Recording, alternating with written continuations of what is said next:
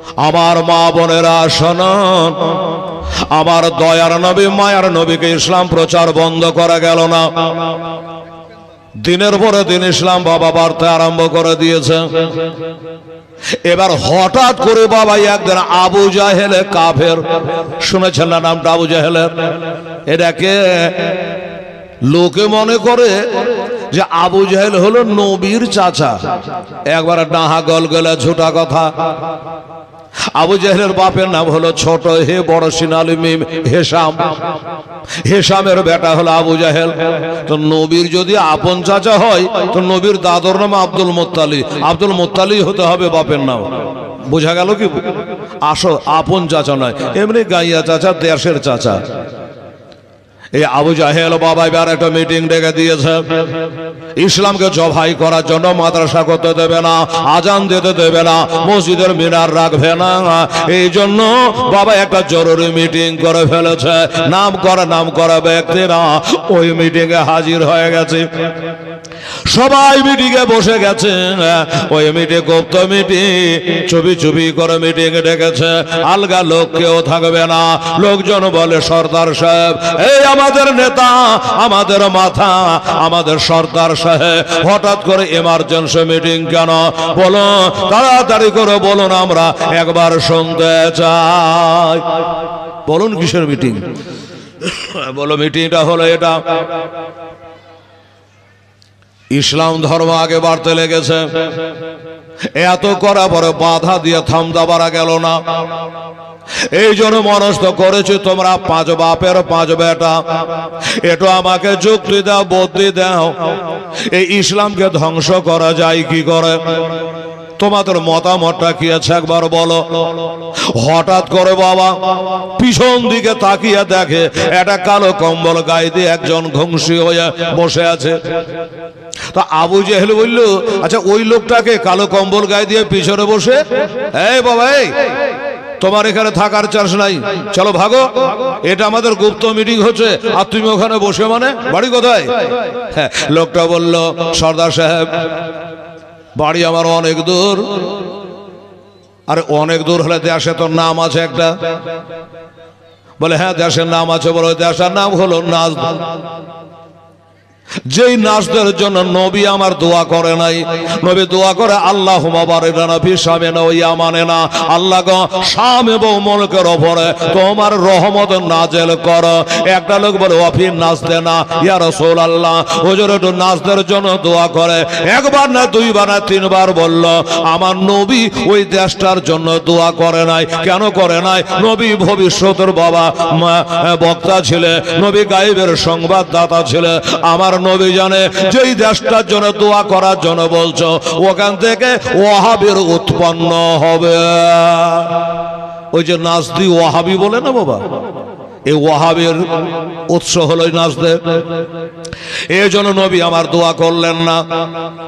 লোকটা বললে, আমার বাড়ি হলো নাজদে। আচ্ছা ঠিক আছে, আপনারা মিটিং করেন, আমি চুপ করে কান লাগিয়ে শুনবো, আমি কাউকে কিছু বলবো না। আবু জাহেল বলে, একটা লোকের জন্য এত মিটিং দেরি করা যায়? চালু করো।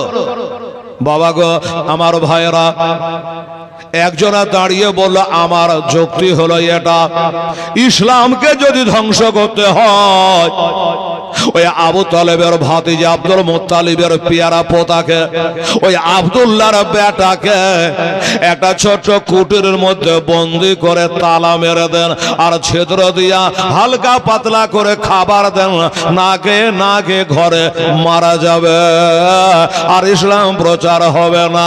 যেমনি বলা, ওই যে বাবা কালো কম্বল গায়ে দিয়া পিছনে যে লোকটা বসেছিল দাঁড়িয়ে গেল। হুজুর একটা কথা, কি? এই তুমি বিদেশি মানুষ, এই মিটিং এ তোমার কথা বলার চান্স নেই। হুজুর একটা কথা বলবো। আচ্ছা ঠিক আছে বলো।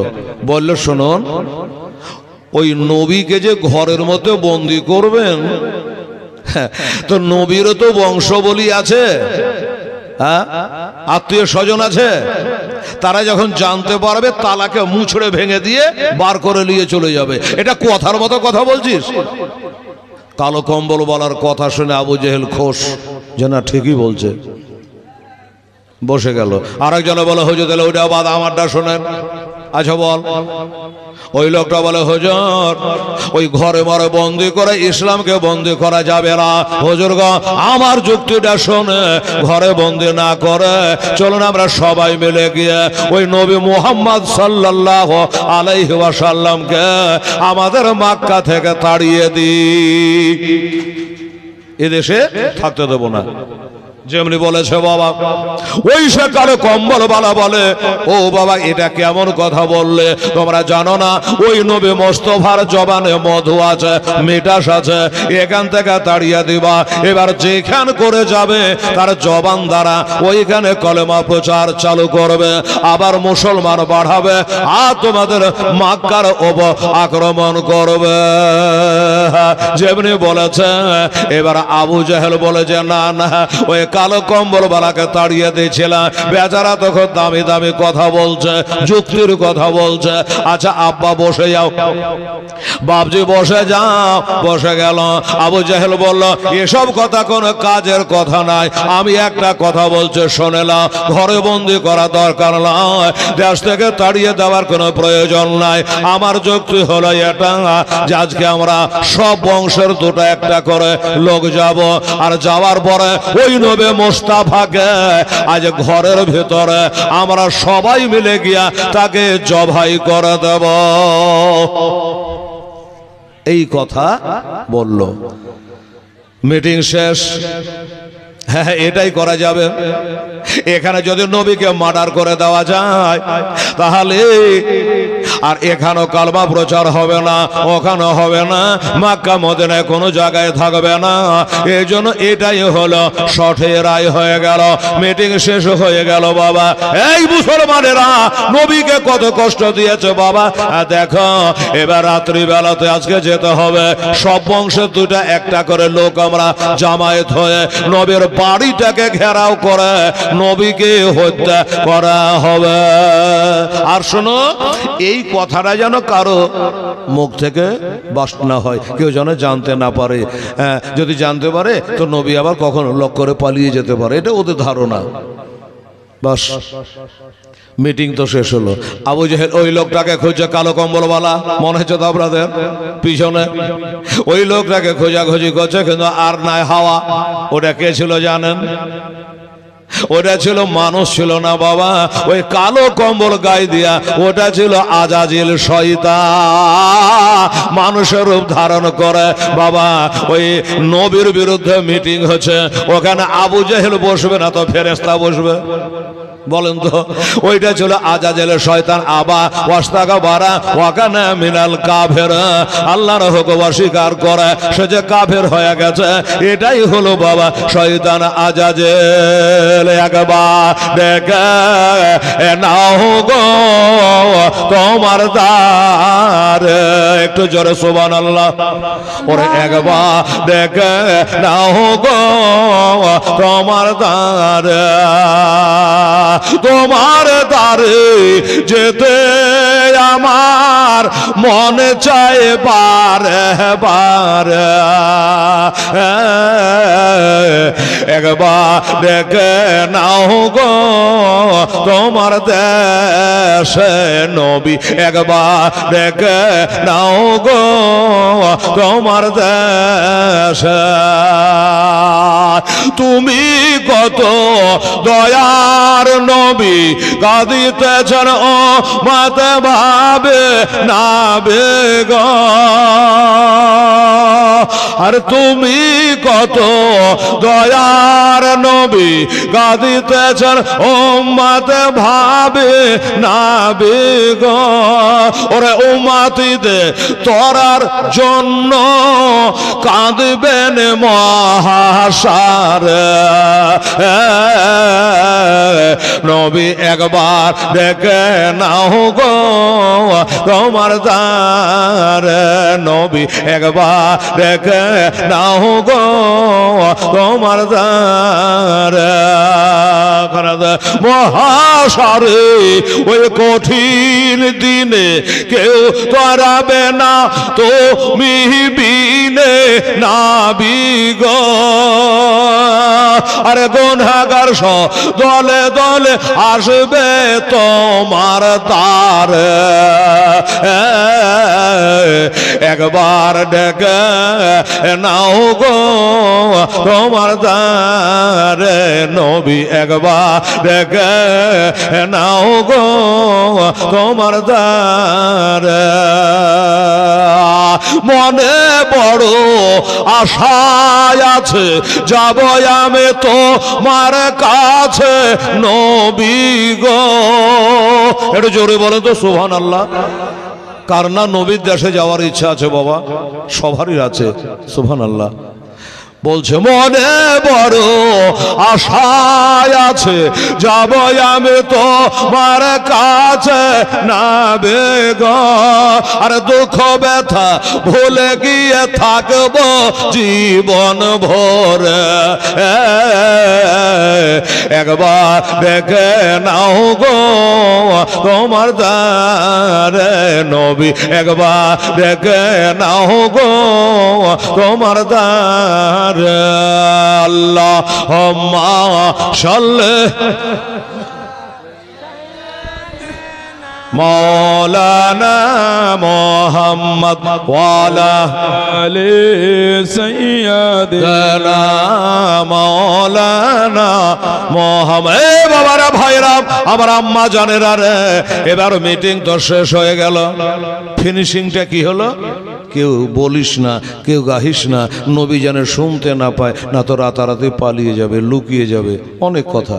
হ্যাঁ, আল্লাহ বলছে তোরা না বলে তো কি হলো? আচ্ছা, ওরা যদি গুপ্ত মিটিং করে তো আমার আল্লাহ জানতে পারবে কি পারে না বাবা? এই যে সামনে রোজা আসছে, আচ্ছা রোজা ধরে যদি ঢক করে কেউ শরবত খেলে করে তা আল্লাহ দেখতে পাবে কি পাবে না? রোজা রেখে যদি বাবা গর্তে গোসল করতে যা ডুম মেরে এক ঢোক খায়ালায়, বলেন আল্লাহ জানতে পারবে কি পারবে না? আমার আল্লাহ বলে ইন্নাল্লাহা আলিমুম বিযাতিস সুদূর। আমার আল্লাহ দিলের খাটকাই গে জাননে বালা বাবা, যে আল্লাহ হলো ইন্নাল্লাহা আলিমুন খাবীর, সব খবর রাখনে ওয়ালা আল্লাহ। আল্লাহ বলছে এরে শয়তানেরা, হে আবু জেহেলেরা, হে আবু লাহাব উতবা সাহেবারা, তোরা কৌত ক্লাবে মিটিং করেছিস, আমার নবীকে জবাই করা মিটিং করেছে, তোরা নবীকে জানতে দিবি না, কিন্তু আমি আল্লাহ আমার নবীকে জানিয়ে দিব, আমি আল্লাহ জানিয়ে দেব।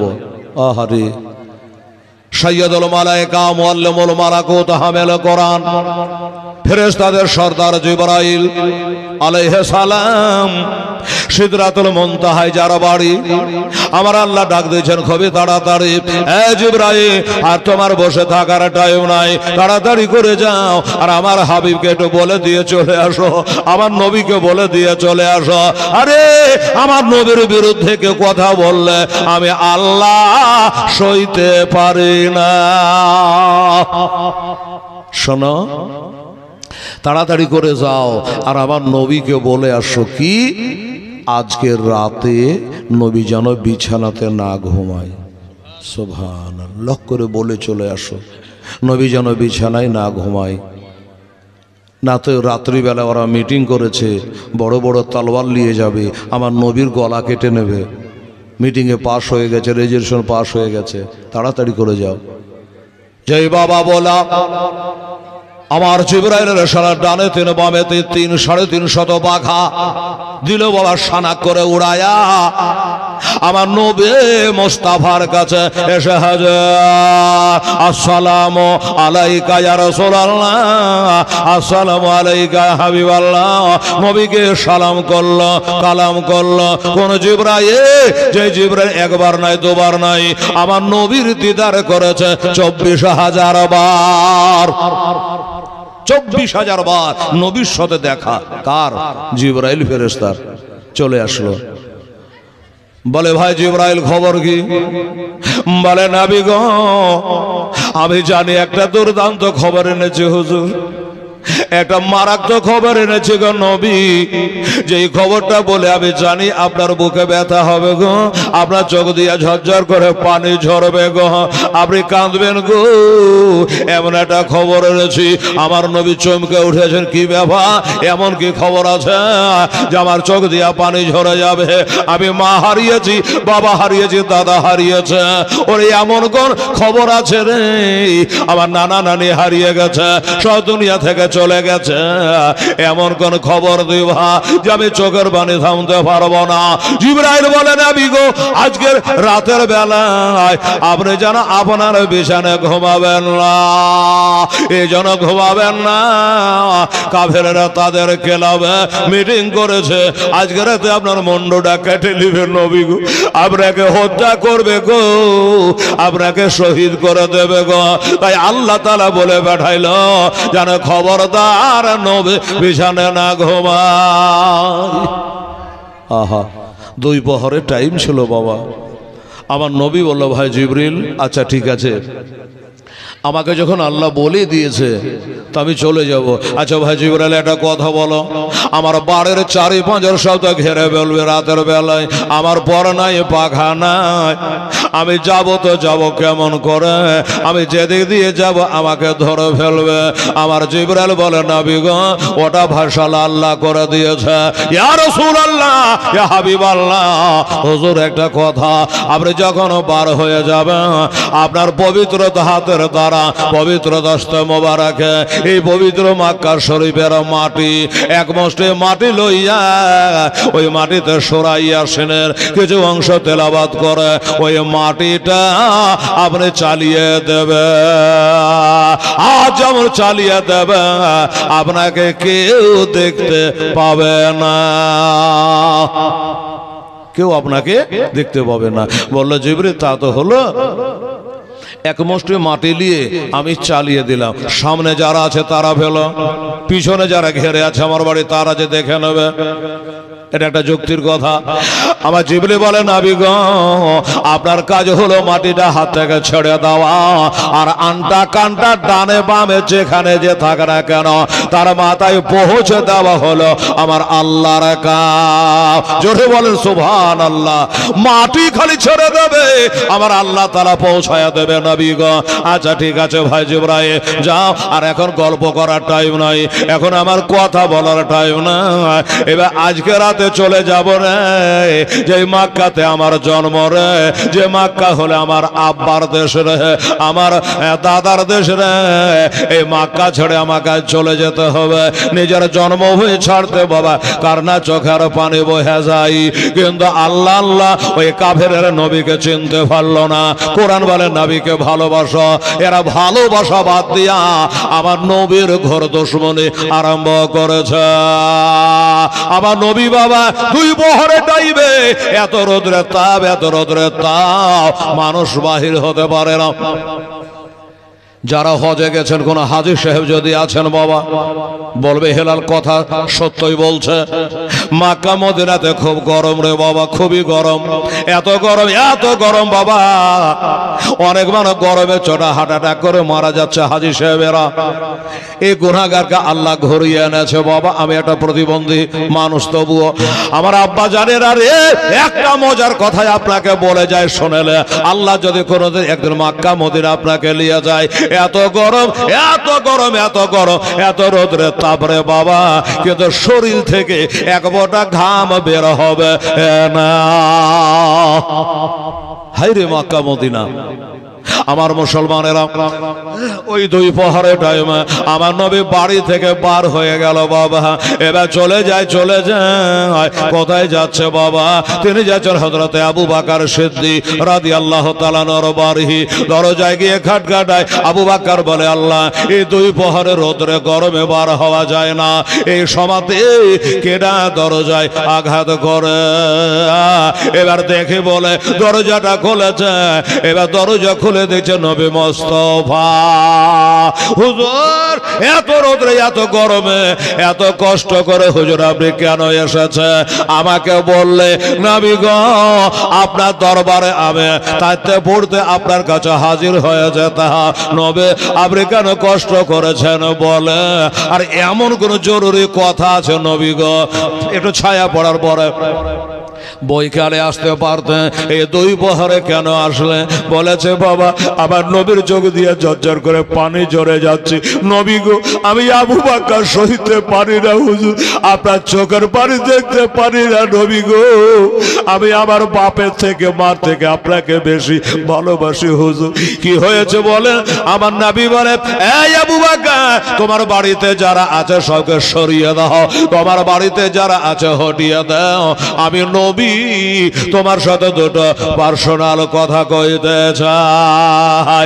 আমার অনেক সাহাবা আছে রে আবু বকর, আমি কারো বাড়ি যাই নাই, আমি তোমাকে পছন্দ করেছি, তোমাকে দোস্ত বলে জেনেছি।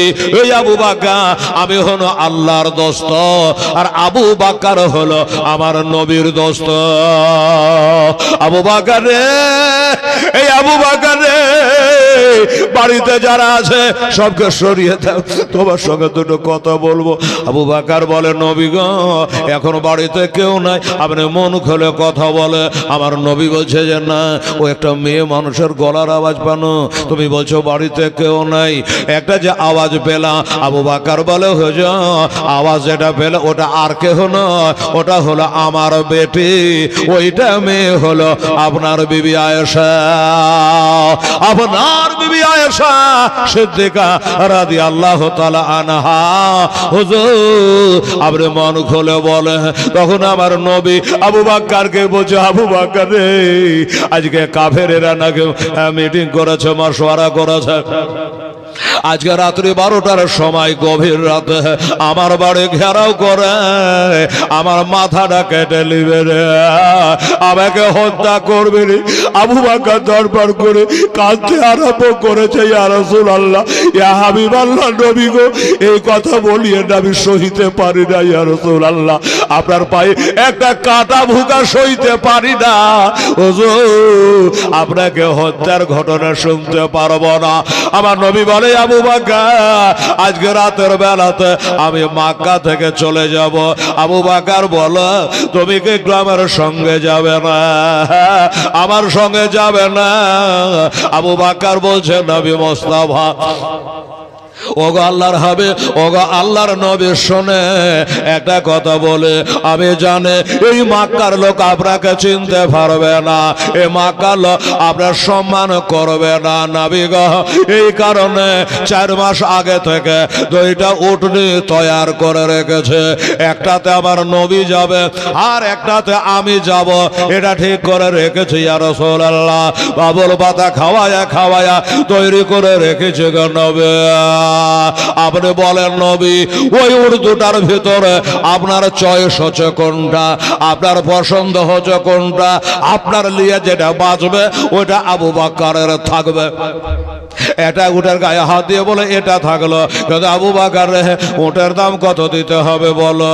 আবু বকর বলছে হায় রে আমার কপাল, আমি নবীর প্রেমে পাগল হইয়া, আমি নবীর মোহাব্বতে আজকে বাড়ি গাড়ি বিবি বাল বাচ্চা জমি জায়গা সব কিছুই আমি ছেড়ে দিয়া রাত্রে বেলা মক্কা থেকে চলে যাব। মাঠের বাগানটা তুলে লিয়া তো যেতে পারবো না, পারা যাবে বাবা, বেছে যেতে হবে, টাইম কই বিক্রি করবার বাবা গো।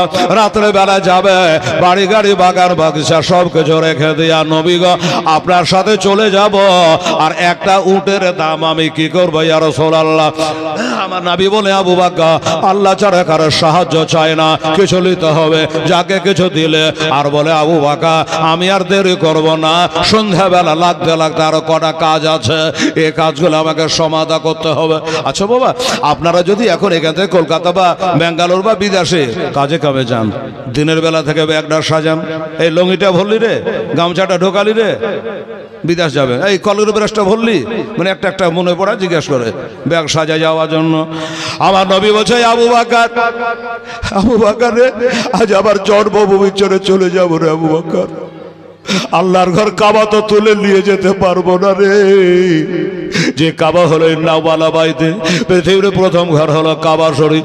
আমার অন্তরখানা কাঁদে রে আবু বকর, কিন্তু একটা কথা শোনো, আর বাকি কাজগুলো সন্ধ্যার আগে আগে করে নেব, ব্যাগটা সাজিয়ে নেব, সন্ধ্যার পরে তবে চলে এসো, তোমাকে সাথে করে মক্কা থেকে চলে যাব মদিনায়। একজন রাসূল আসিল গো সোনার মদিনায়, জোরে বলে সুবহানাল্লাহ।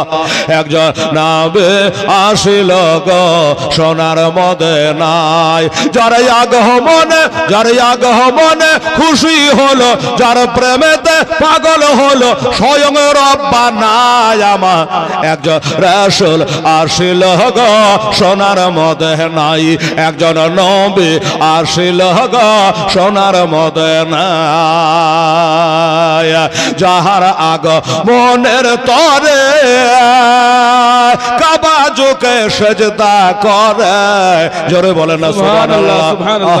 যাহার আগমনের তরে কাবা ঝুঁকে সেজদা করে, তিনি হলেন মোদের নবী, তিনি হলেন মোদের নবী শাহে মদিনা। একজন রাসূল আসিল গো সোনার মদিনায়, একজন নবী আসিল গো সোনার মদিনায়। নবীর আশিক আবু বকর ইন্তেকালের পরের খবর, নবীর আশিক আবু বকর ইন্তেকালের পরের খবর। আরে রওজা পাকের তালা খুলে, রওজা পাকের তালা খুলে চাবি লাগে না। একজন রাসূল আসিল গো সোনার মদিনায়, একজন নবী আসিল গো সোনার মদিনায়। আহা বাবা, নারায়ে তাকবীর, নারায়ে তাকবীর, নারায়ে রিসালাত, নারায়ে রিসালাত, মাসলাকে আলা হযরত জিন্দাবাদ, মাসলাকে আলা হযরত হযরত মাওলানা হেলালউদ্দিন রাজভী সাহেব। নারায়ে তাকবীর, নারায়ে রিসালাত। ইয়া রাসূল। বাবা আমি আগেই বলেছি, জীবনী শোনার জন্য আলাদা করে হেলালকে 3 দিনের জীবনী দাওয়াত করে আনিয়েন, তাহলে জানভর একটু শোনা যাবে। আমার নেশা হচ্ছে মাদ্রাসার দিকে, কিন্তু মৌলানা আমাকে ভাসিয়েছে, আদায়ের ওয়াজ তো করা হলো না। বাবা গো, আমি বলেছি বাবা 35 বছর থেকে জালসা করে বাবা, লাইন ঘোরাতে আমার দেরি লাগে না। এই মুসলমানেরা শুনলেন, এইবারে চলে আসে আবু বকর বাড়ি থেকে। আসার পরে পরে বাবা রাস্তায় দেখা হলো একটা সাহাবীর সাথে, নাম বলি সাহাবীটাকে, আমার আলেমেরা বসে আছে। তিনি হলো আল্লাহর ওলি মারিফাতের ভান্ডার, তিনি হলো হযরত আলী রাদিয়াল্লাহু তাআলা আনহু। আলী রে, ও হযরত আলী, একটা কথা শোনো, আমি একটা একটা করে সমাধা করতে করতে আসি। এই হযরত আলী শোনো, একটা কথা শোনো, হযরত আলী হলো নবীর আপন চাচার বেটা, আর মদিনাতে যায় হলো বাবা জামাই, মানে ফাতেমার সঙ্গে বিয়ে হলো। হাসান হোসেন চলে আসলো, একটা ফাংড়ি ওখান থেকে বেরিয়ে যাবে।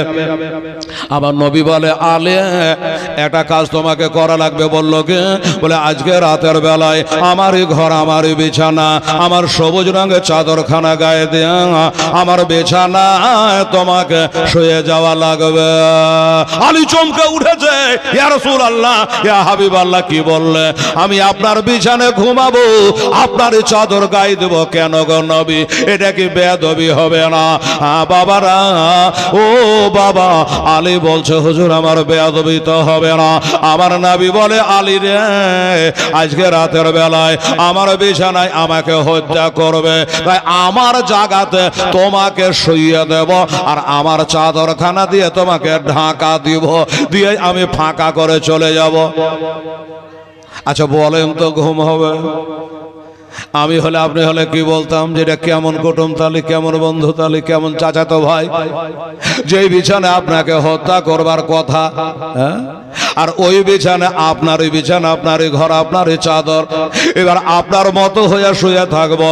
এরা যদি চাদরের কোনা তুলে না দেখে এটা নবী শুয়ে আছে বলে তালওয়ার চালিয়ে দেয়, আমার কি হবে?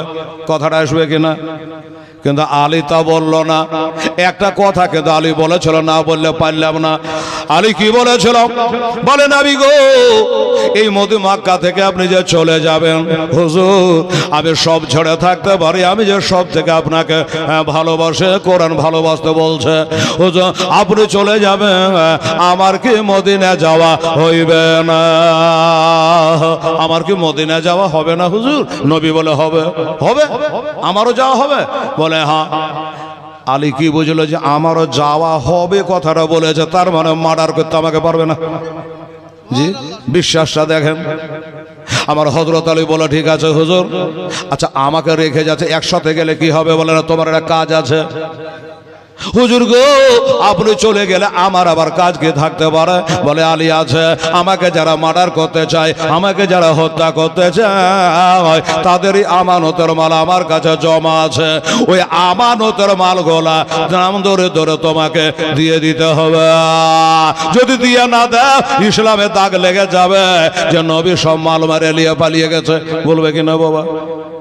এবার আলী যদি বলে, আমরা যদি বলি যে নবীর নাম ধরে ধরে সঙ্গে দিয়ে থইয়া যাবে, তো নাম ধরে দিতে গেলে তো ধরা পড়ি যাবে, ঠিক কি না?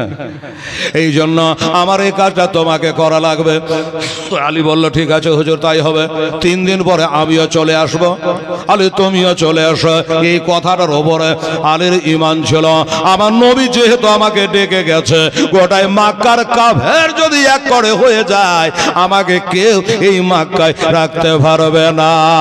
দরদি আমার আজ গড়ায়া এসলাম, চলে যাচ্ছেন সোনার মদিনায়। জোরে বলেন সুবহানাল্লাহ।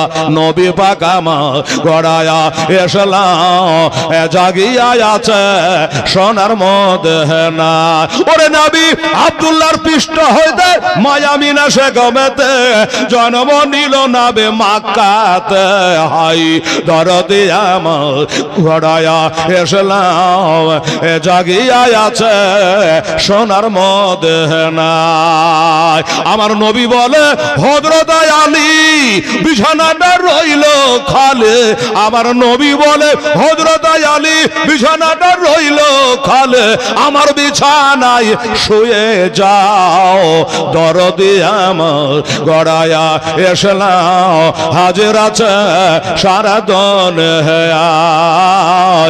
নবীজি আমার গড়ায়া এসলাম, জাগিয়া আছে সোনার মদিনায়। তুমি সকালে উঠে আসবে ছুটে, আলী সকালে উঠে আসবে ছুটে, ওই যে সোনার মদিনায়। দরদি আমার গড়ায়া এসলাম, চলে গেলে সোনার মদিনায়। হযরত আলী বিছানা শুয়ে গেছে নবীর চাদর গায়ে দিয়ে। বাবু গো, একটা কথা বলবো। সেটা হলো, হযরত আলীকে জিজ্ঞাসা করা হচ্ছে যে আপনি তো কাবা ঘরের মধ্যে জন্ম হয়েছেন, পৃথিবীতে কারো কাবা ঘরে জন্ম হয়নি, এই আলীর জন্ম কাবার ভিতরে হয়েছে। তো আলীকে জিজ্ঞাসা করছে, আচ্ছা বলুন তো, আপনি মায়ের পেটে থেকে দুনিয়াতে আসার পরে থেকে এখন পর্যন্ত সব থেকে নিশ্চিন্তে আরামের নিন্দ কবে পেড়েছেন? আলী বলল, আমি সব থেকে আরামের নিন্দ পেড়েছি হিজরতের রাতে, নবীর বিছানাতে, নবীর চাদর গায়ে দিয়ে। তখন বলল, কেন আপনার মরণের ডর ছিল না যে আমাকে তালবার মেরে দেবে, নবী মনে করে আমাকে হত্যা করে দেবে? বলল, তুই কেমন মুসলমান? আমি মুসলমান, আমি ইমানদার, আমি দিনদার, আমার নবীর কথার ওপর ঈমান রেখেছি, নবীকে দেখেছি, আর নবী আমাকে বলেছে তুমি 3 দিন পরে মদিনায় চলে আসো। এই কথার ওপর আমার ঈমান ছিল। নবী যখন রেখে গেছে, আমাকে কেউ মার্ডার করতে পারবে না, আরাম করে ঘুমাইলাম। জোরে বলেন সুবহানাল্লাহ। বাবা রে, নবীর জন্য যদি মোহাব্বত করা কথা কোরআনে বলে, হক যদি আদায় করে, আমার আলী আদায় করেছে। হক যদি আদায় করে, আবু বকর সিদ্দিক করেছে। বাবা যদি হক আদায় করেছে, ওসমানে জ্ঞানী করেছে। মোহাব্বতের হক যদি আদায় করেছে, শেরে খোদা মুশকিল কুশা হায়দারে কাররার করেছে। সুবহানাল্লাহ। কোন আলী? যে আলী রাত্রে বেলায় বিছানাতে ঘুমাতে গেলে একটা কোরআনের খতম খতম না তুলে কোন ঘুমান না। জোরে বলুন সুবহানাল্লাহ। এই সেই আলী ঘোড়ার একদিকে রেখাবে পা রেখে আর একদিকে পা পৌঁছাতে যা 30 পারা কোরআন খতমে হয়ে যায় এই হযরতে আলী রাদিয়াল্লাহু তাআলা আনহু। বাবা একটা কথা বলবো, আপনাদের এই মাদ্রাসায় এসেছি বলে আমার মনে পড়ে না, কোনোদিন হয়তো আসেনি। এবার নতুন হযরত মুফতি মাওলানা আবুল কালামের ওসিলায় আপনাদের মাশওয়ারায় দানাতে নাম লেখা আছে আমার। দানায় দানায় বান্দার নাম লেখা থাকে, না হলে ডায়েরি ফাঁকা থাকে না, তারিখে তারিখ মেলে না, কথায় কথা মেল হয় না। ঠিক আছে, সব দিক দিয়ে মেল হয়, কারণ শুধু ওষুধে কাম করে না বাবারে। আলেমের দোয়া লাগে, ডাক্তারের দাওয়া লাগে, খোদার দয়া লাগে, তবে ব্যারাম ফিনিশ। কথা বুঝে আসবে, শুধু ওষুধে কাজ করবে না। শুনুন, এই কথা বলছিলাম দাদা ভাই যে হযরতে আলী রাদিয়াল্লাহু তাআলার সঙ্গে আপনার বেহেশত হোক, আপনার জান্নাত হোক, আলীর সাথে আপনার হাসর হোক। আমি জানি হেলালের জান্নাতের কোনো গ্যারান্টি নেই।